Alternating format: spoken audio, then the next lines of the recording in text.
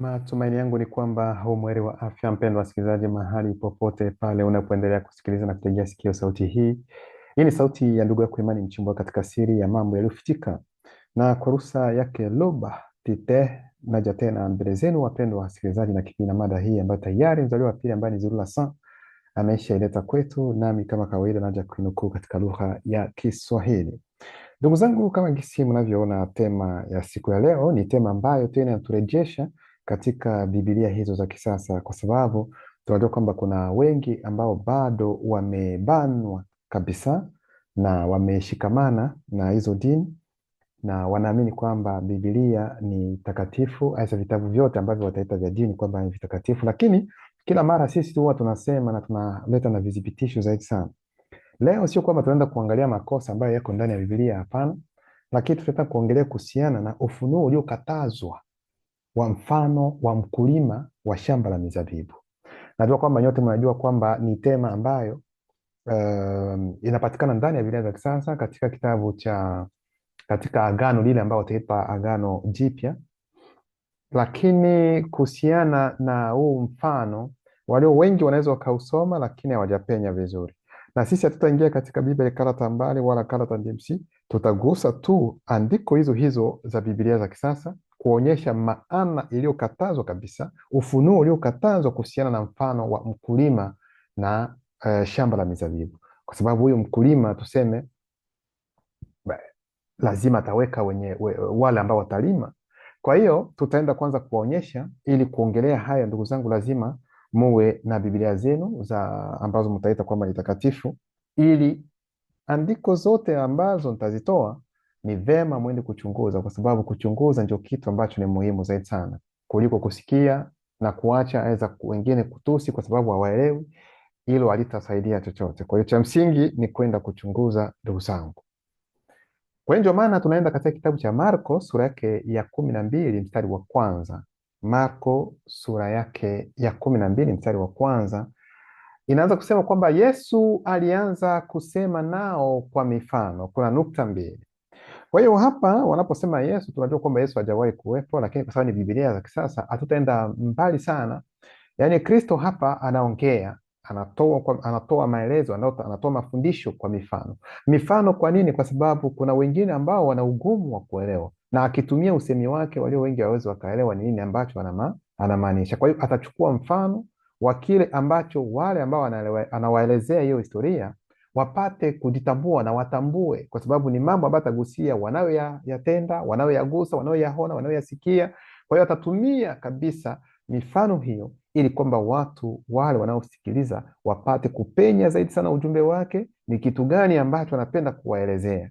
Kwa hiyo ndio maana atachukua huu mfano, ila tunajua kwamba katika Biblia za kisasa mara wanaweza wakatumia mifano, lakini mifano iliyo nyingi sana ndani ya Biblia za kisasa utakuta kwamba ni mifano ambayo ni ya uongo. Yes, na tena hakuna uhalisia wowote kuhusiana na hilo. Ndio maana tuko hapa, na ndio maana mzaliwa wa pili yupo katika lengo la kurejesha ule ukweli na ule uongo ambao waliotaka kuleta, mpate kuona kwamba ulikuwa ni uongo kwelikweli, ambao watasema kwamba ni ukweli, lakini sivyo. Kwa hiyo hapa huyu wanayeita kwamba ni Yesu ataanza kusema kwa mfano, ataongea nao kwa mfano, akisema namna gani? Mtu mmoja alilima shamba la mizabibu, akalizungushia ukuta, na katikati yake akachimba kisima cha kusindikia kumrazi divai, akajenga mnara pia, akalikodisha shamba hilo kwa wakulima, akasafiri hadi nchi ya mbali. Kwa hiyo wakati wanapotoa mfano huu, ndugu zangu, lazima mtambue na mwende kwanza taratibu kuangalia huyu mtu mwenye shamba ni nani, mizabibu hiyo ni akina nani, na hao wakulima ni akina nani. Na ukiendelea kusoma kuna wengine ambao wanatajwa watumishi, ni akina nani. Kwa hiyo ndio hapo mtaenda kuelewa zaidi sana, ndugu zangu, nini maana halisi kabisa kuhusiana na huu mfano wa mkulima ambaye analima mizabibu.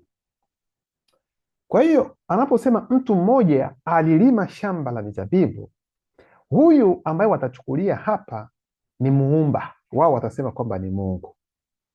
Hapa wanachukulia mwenye shamba ni muumba, wao wanasema Mungu, lakini tunajua kwamba wanaposema mtu mwenye shamba, tunajua kwamba muumba yeye si mtu wala si binadamu. Maana unaposoma kitabu cha Hesabu 23 aya za 19-23 unaweza ukaona kwamba Mungu si mtu wala si binadamu.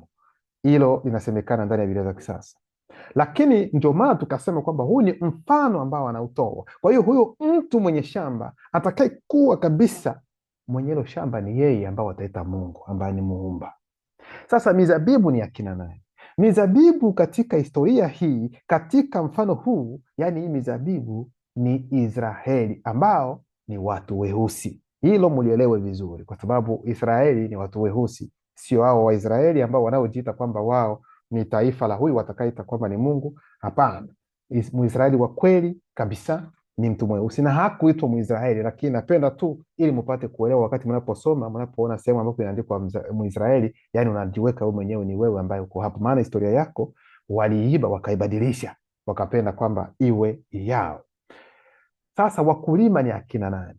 Wakulima au wakulima hawa ndio waliotakiwa kabisa kulinda nini? Kulinda hilo taifa, kwa sababu tayari tunapoona kwamba mtu mwenye shamba ambaye tutasema ni muumba, na hilo shamba hilo ambalo ni la mizabibu, yani hilo shamba, yani tuseme, yani ni watu weusi ambao wako katika hali inayoonekana, ambao wanatakiwa kutembea kulingana na ukweli, ambao sheria za neno wanatakiwa kuziweka katika kazi.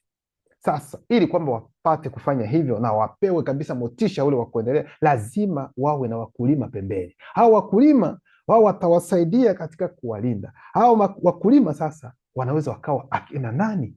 Ndugu zangu, hao wakulima kwa kweli waliotakiwa kulinda taifa ambalo litaitwa kwamba wao ndio mizabibu. Sasa wao kazi yao itakuwa ipi hasa katika hii shughuli ya shamba? Ndio maana tutaingia ndani zaidi sana ili mwende kuelewa.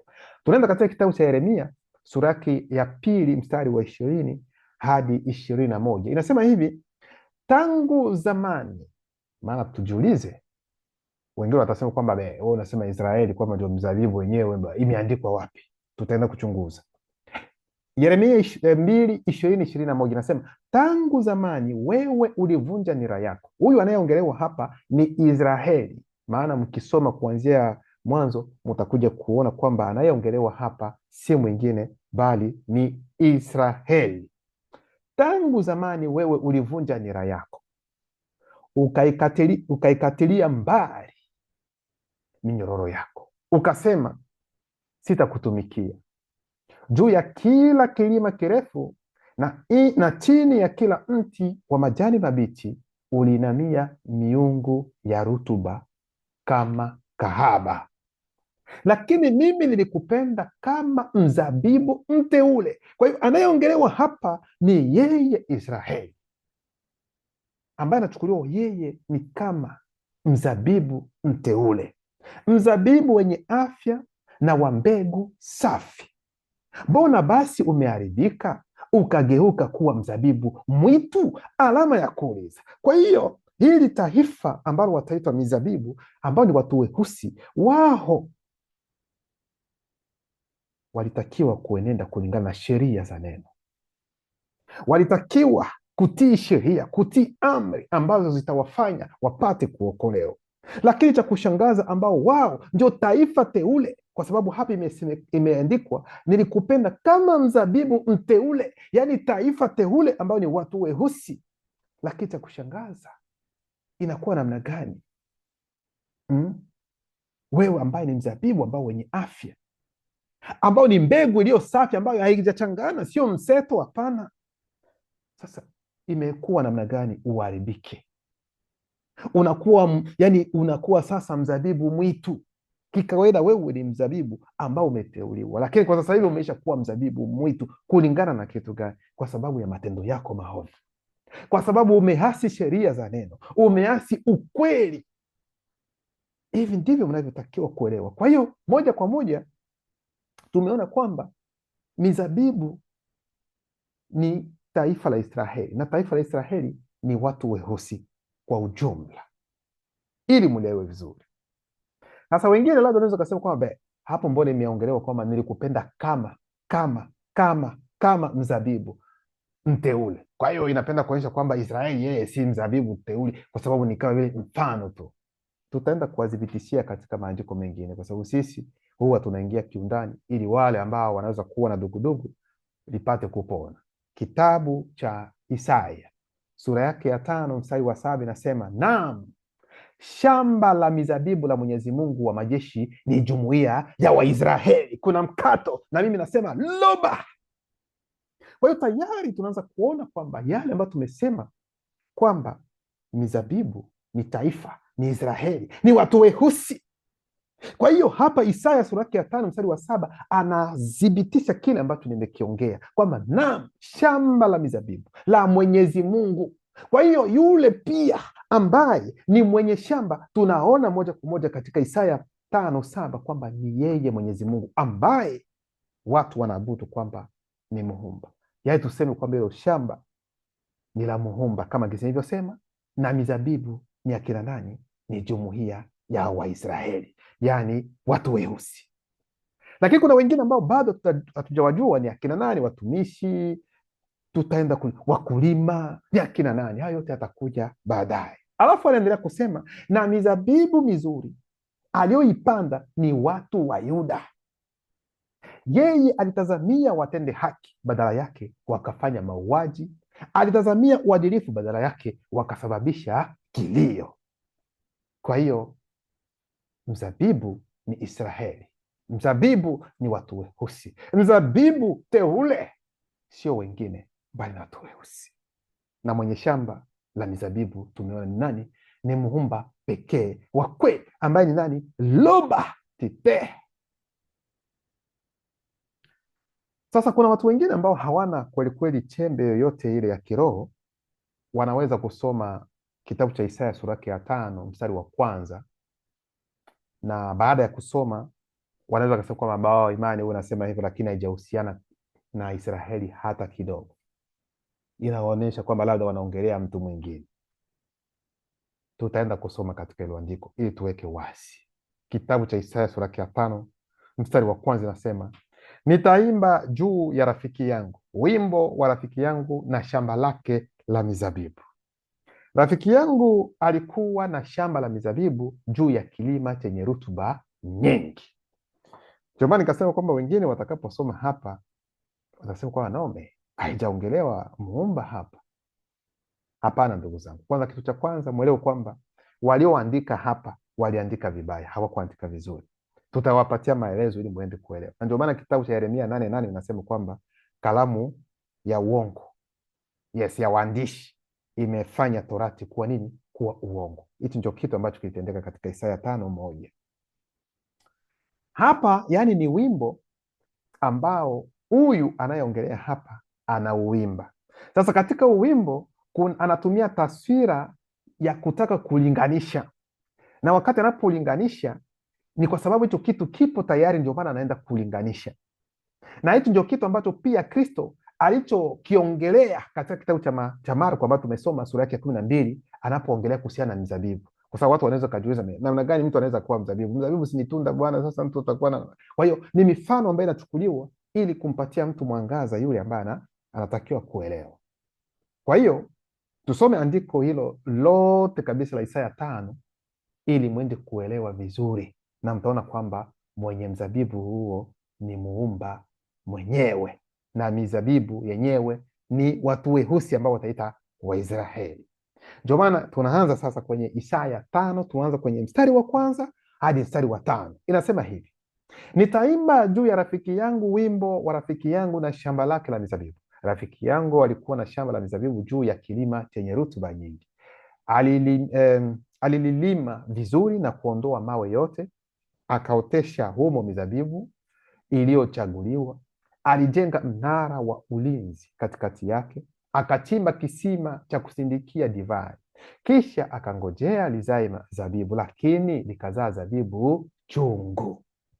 Kwa hiyo rafiki yangu anasema hivi: enyi wakazi wa Yerusalemu na watu wa Yuda, amueni tafadhali kati yangu na shamba langu. Kwa hiyo hapa tunaona shamba lenyewe, huyu anatumia tu ni mfano lakini linamhusu nani? Linamhusu Muumba mwenyewe. Tunaendelea kusoma tu, inasema hivi, inaendelea kusema kwamba ni kitu gani nilichokosa kulifanyia shamba langu? Na nilipotazamia lizae zabibu nzuri, mbona basi likazaa zabibu chungu? Na sasa nitawaambieni nitakavyolifanya hilo shamba langu. Nitauondoa ua wake, nalo litaharibiwa; nitaubomoa ukuta wake, nalo litakanyagwa kanyagwa. Sasa twende kwenye mstari wa 6 na 7 wa Isaya 5, ndio nasema, nitaliacha liharibiwe kabisa, mizabibu yake haitapogolewa wala kupaliliwa, litaota mbingili na miiba, tena nitayaamuru mawingu yasinyeshe mvua juu yake. Mstari wa 7, naam, shamba la mizabibu la Mwenyezi Mungu wa majeshi ni jumuiya ya Waisraeli. Unaona, na mizabibu mizuri aliyoipanda ni watu wa Yuda.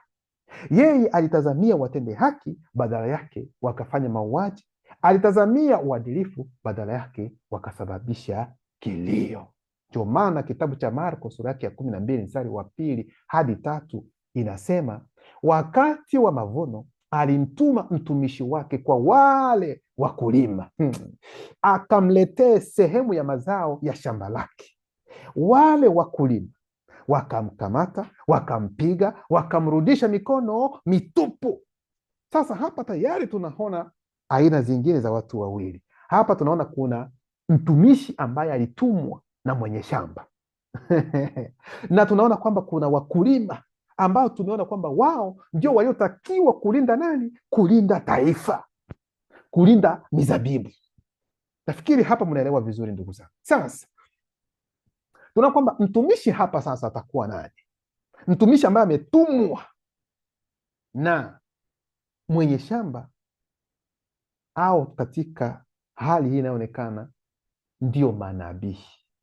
Yes, wao ndio watumishi ambao wametumwa. Sasa wao ni manabii. Sasa manabii hao watakuja kwa akina nani? Hao manabii watawajia wakulima, kwa sababu wakulima wao walitakiwa kulinda shamba, kulinda mizabibu. Sasa mwenye shamba anawatuma watumishi ili angalau aende kuchukua hata zabibu kidogo ale, kwa sababu ana haja ya kula, ana haja ya kunywa. Sijui kama unaelewa hilo. Sasa wakati atakapokuja huyo mtumishi ambaye ametumwa na mwenye shamba, atakuja kuona mambo ambayo yako tofauti. Yeye kuangalia mizabibu, kuona haiko hata sawa, nyingine imeoza, nyingine ni chungu, haiko sawa, ni nini kimetendeka? Swali litakuwa kwa wale ambao ni walinzi, wale ambao wanatakiwa kuilima vizuri hiyo shamba, ili kwamba mizabibu ipate kuwa mizuri, na kama kutakuwa mbovu inaondolewa moja kwa moja, ili kwamba isipate kufanya wengine wapate kuoza. Hivi sijui kama haya mafundisho mnayapenya vizuri, ndugu zangu. Kwa hiyo mtumishi ambaye ametumwa na mwenye shamba, hao ni manabii ambao wanatumwa ili waje kwa wakulima. Hao wakulima ndio wakina nani? Tutaingia kiundani. Twende kwenye mstari wa 4 hadi wa 5 wa Marko 12. Inasema, akamtuma tena mtumishi mwingine, kwa sababu ule wa kwanza alikuja, wakafanya nini? Wakampiga. Waliomfanya hivyo wakina nani? Ni wale ambao ni watumishi. Hapana, watumishi wale ambao ni wakulima, kwa sababu mtumishi ndiye aliyepigwa. Kwa hiyo mwenye shamba tena akatuma tena mtumishi mwingine. Huyo pia wakafanya nini? Wakamuumiza kichwa na kumtendea vibaya. Yule mwenye shamba akatuma mtumishi mwingine tena, ambaye hao wakulima walimuua. Wengine wengi waliotumwa, baadhi yao walipigwa na wengi wakauawa. Hao wote ambao walitumwa kupigwa na kuuawa, hao watumishi ambao wametumwa na huyu mwenye shamba ni manabii. Nafikiri hapa munaelewa vizuri. Na wale wanaowapiga ni akina nani? Ni wale ambao ni wakulima waliotakiwa kulinda hilo shamba la mizabibu. Wanapigwa kwa sababu ya kitu gani? Kwa sababu hao wakulima wameshakuwa na mawazo mengine ambayo yako tofauti. Sio wakulima tena wazuri, wameshakuwa mafisadi, kwa sababu asili yao ni ya mafisadi tu. tangu mwanzo sio wazuri, wanajifanya kwamba wao ni wazuri, kumbe ni wabaya. Na hao wakulima katika hali inayoonekana kwa wakati ambao tunaongea ni akina nani? Ni hao wanaojiita wachungaji, manabii, mabishop, mitume. Ndio hao wakulima ambao walitakiwa labda wanaweza wakalinda shamba la mizabibu, lakini wao wanatiriria na wanafanya mambo ambayo si mazuri. Sasa kunapotumwa nabii ambaye atakuja kwa sababu ya kuleta ukweli, ili hiyo mizabibu ipate kurejea iwe vizuri, wao wanaingia pale, wanapinga kwamba hilo halitatendeka. Hatutaki hayo mambo. Na hayo mambo ni mambo gani? Ndio huu ukweli ambao mnaupata kwa wakati huu. Hao ndio wanapiga mawe kabisa huu ukweli, ili watu wengine wasipate kukubali. Hivi sijui kama naelewa hili. Sasa nimesema kwamba mwenye shamba alituma mtumishi mwingine, lakini tena ukafanya nini? Wakampiga, wakamuua. Na nikasema kwamba huyo mtumishi mwingine, aweza watumishi ni manabii, watumishi ni manabii. Sasa hao wakulima kikawaida waliwakilisha makuhani. Hao wakulima ambao walipewa taifa, wao ndio waliowakilisha makuhani ili kusaidia taifa. Ikiwa kuna shamba linatakiwa kila mara yani kutunzwa vizuri, na kama kuna jambo ambalo aliko sawa, mizabibu labda imeshakuwa hivi na hivi, wanatoa kile ambacho ni kipi. Lakini tatizo ni kwamba wao wenyewe makuhani walikuwa tayari, yani ni makuhani ambao ni mafisadi. Hapa niko ndani ya Biblia za kisasa, ndugu zangu, muelewe vizuri.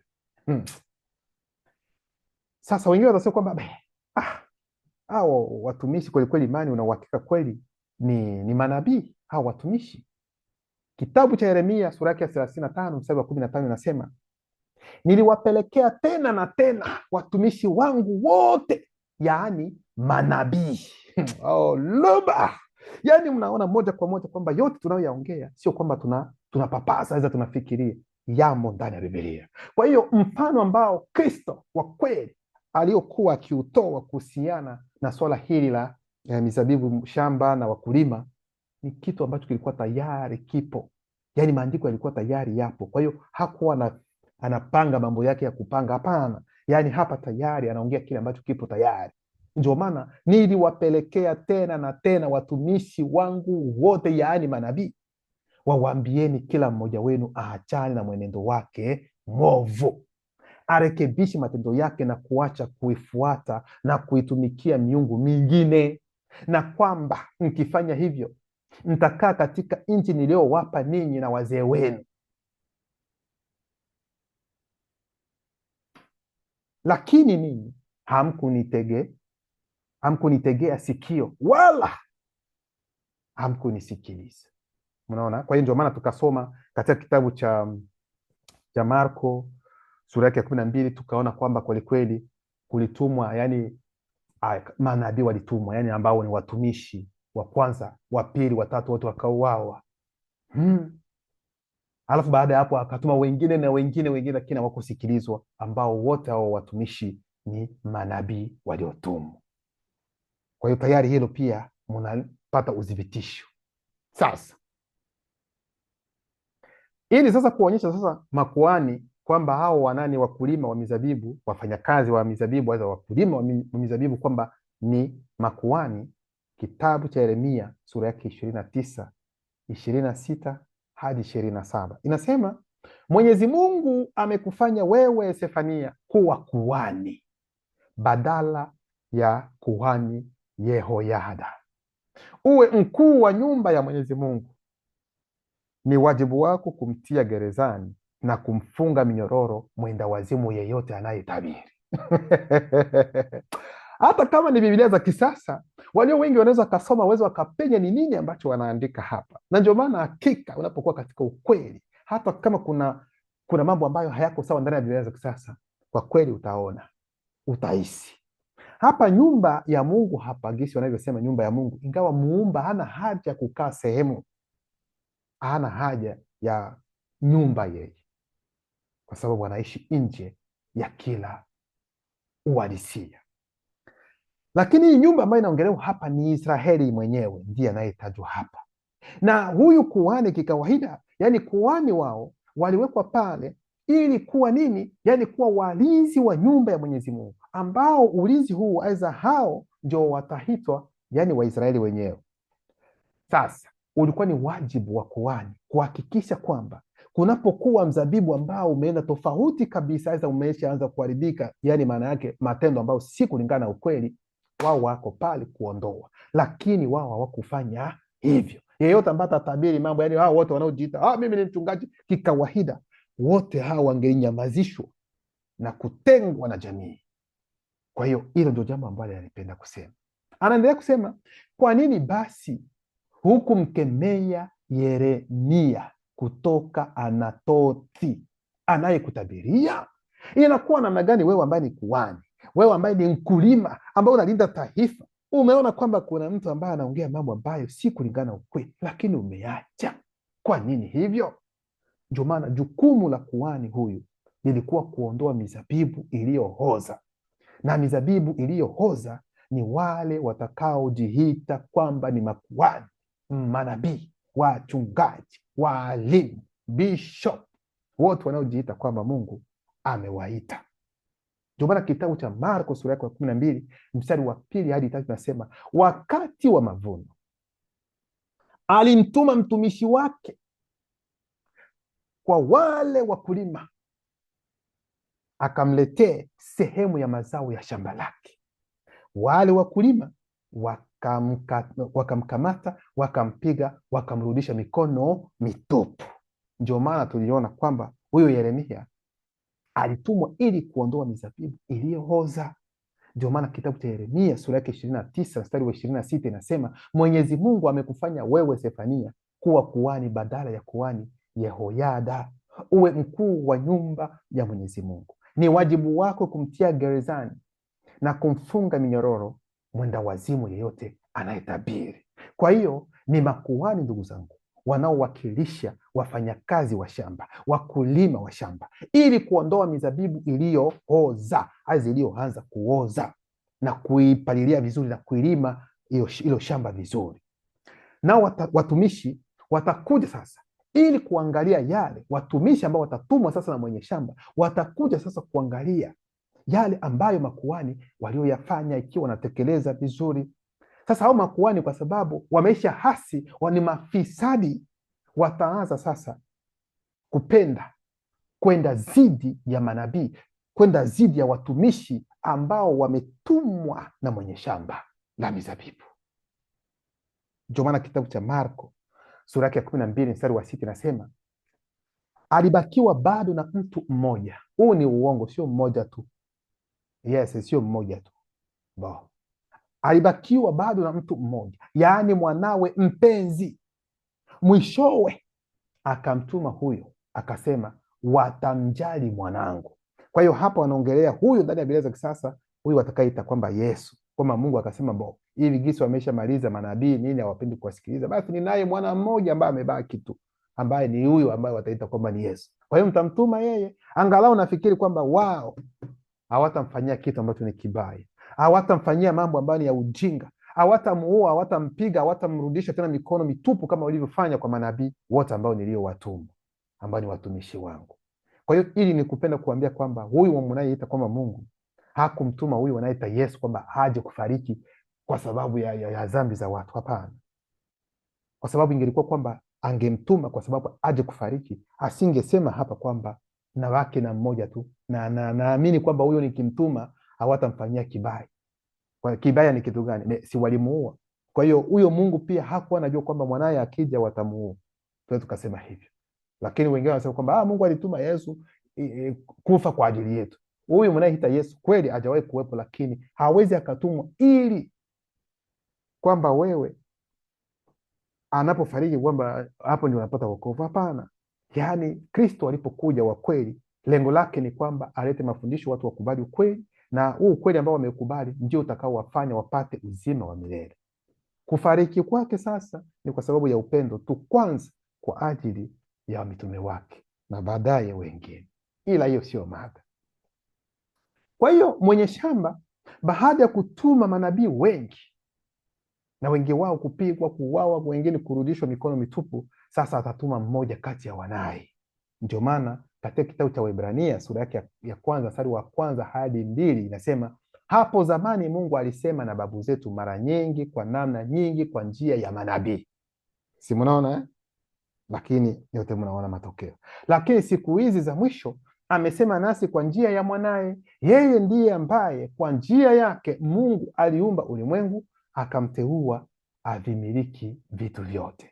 Ndio maana tumesoma hivyo katika kitabu cha Marko sura yake ya 12 mstari wa 6 kwamba alibakiwa bado na mtu mmoja, yaani mwanaye mpenzi, mwishowe akamtuma huyo akisema, watamjali mwanangu. Kitabu cha Mathayo sura yake 21 mstari wa 37 hadi 38 nasema, mwishowe akamtuma mwanaye huku akifikiri watamjali mwanangu. Yaani Mungu akifikiri, yaani Mungu ana mawazo, hajui kweli watamjali ndio haweza hapa. Huyu ndio watasema kwamba ni Muumba.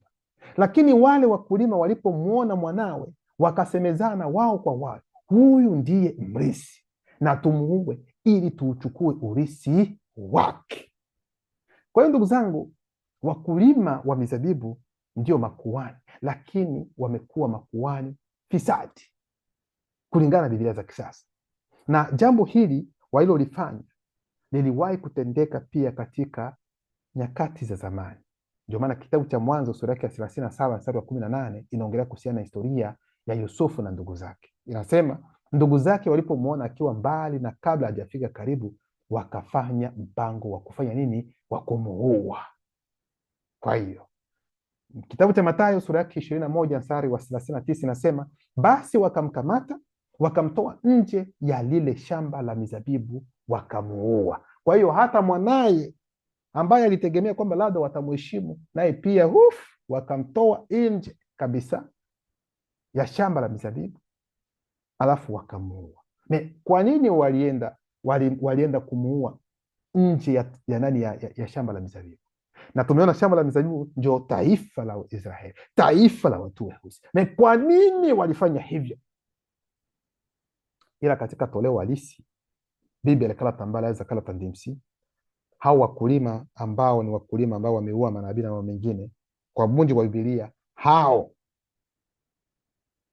ni wazungu na damu mchanganyiko, na ni wao ndio waliomuua Kristo wa kweli ambaye alikuwa mweusi. Lakini tumo ndani ya Biblia za kisasa, ndio maana sipendi kuingia kiundani ili kuelezea kile ambacho kitendeka katika ukweli uhalisia. Niko ndani ya Biblia za kisasa, ndio maana sigusi uhalisia. Yote ambayo nasoma hapa kuna uhalisia yake, ukisikia unasema yes, huu ndio ukweli. Lakini huko tunapenda kwanza kuwaonyesha kile ambacho walio wengi hawakioni na wakielewi kilicho ndani ya maandiko, wanaosema maandiko yao matakatifu. Kwa hiyo walienda kumuua nje ya taifa, yaani kwa sababu nje ya shamba, yaani nje ya taifa la watu weusi. Lakini haijamaanisha kwamba Kristo aliuawa nje ya wasi, nje ya Afrika. Hapana, walimuua katika bara letu, kwa sababu wazungu wote na damu mchanganyiko wote walikuwa pia katika bara kipenzi. Sasa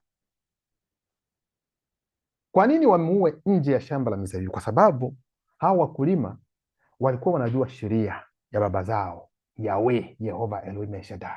Ndio maana kitabu cha Waebrania sura ya 13 mstari wa 11 inasema, kuhani mkuu wa Kiyahudi huleta damu ya wanyama katika mahali patakatifu na kuitoa tambiko kwa ajili ya dhambi, lakini nyama za hao wanyama huteketezwa nje ya kambi. Nje ya kambi ni kama vile nje ya shamba, nje ya taifa.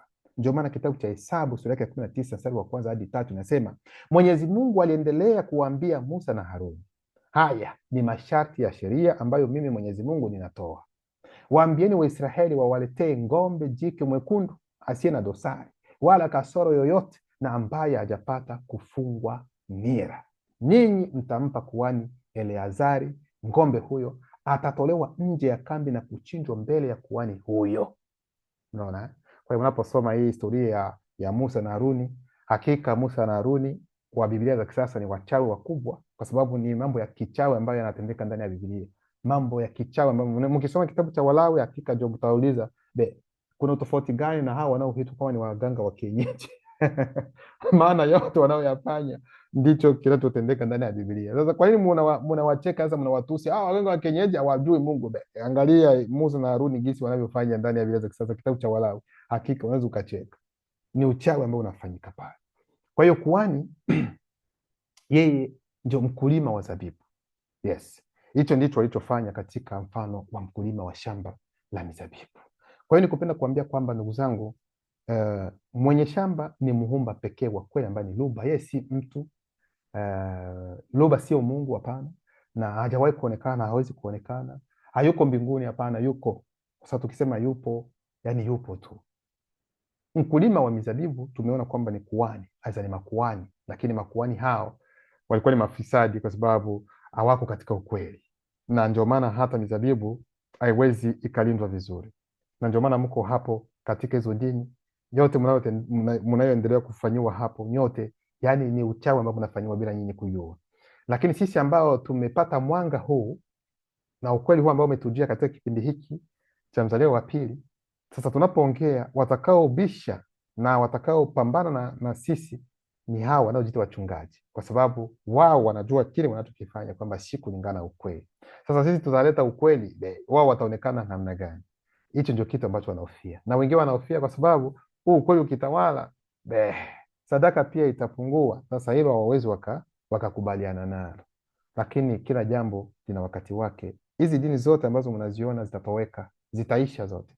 Kutakuja imani zingine, kutakuja aina zingine za dini. Huyo Yesu wenu ambaye mnamwabudu kwa sasa hivi anapita naye na ameshaanza kutoweka. Hilo mlielewe vizuri, ni swala la muda tu, maana mnafikiri kwamba huyu Yesu aliitwa kwa majina mengine kabla, aliitwa Ozirisi, aliitwa majina yote ambayo mnajua kabla ya huyu ajaji. Kwa hiyo naye pia atapita, na vizazi vingine ambavyo vitakuja baada yetu vitapambana na Kristo mwingine wa uongo ambaye wao wenyewe katika nyakati zao watapambana naye. Lakini sisi katika kipindi chetu, yani unabii ulisemekana kabisa, ujio wa Mzaliwa wa Pili, yani Kristo wa uongo ambaye atakuwa kabisa na nguvu katika kipindi hicho, ni huyu ambao wataita Yesu, na ndio huyu ambao tuko naye. Lakini sasa hivi tayari ameshaanguka. Yes, ameshaanguka kwa sababu kila kitu ambacho kimejengwa ambapo si misingi ya ukweli kinaanguka. Yes, hiyo ni kawaida. Kwa hiyo ndugu zangu, mtumishi aliyetumwa na mwenye shamba ni nabii, na mzabibu ni Israeli ambayo ni taifa la watu weusi. Kikawaida mtu mweusi yeye ni mtu wa kiroho, lakini dini zimeletwa, lengo tu ni kumpoteza, kwa sababu lengo la dini ni uongo. Lengo la dini ni kwamba mtu mweusi akufe katika ujinga wake na mwisho aende kuhukumiwa. Lengo la dini sio kwamba lazima utapata wokovu wowote, hilo utoe katika akili yako. Sababu dini ziko pale katika lengo tu la kulalisha watu walale, na alafu wafariki.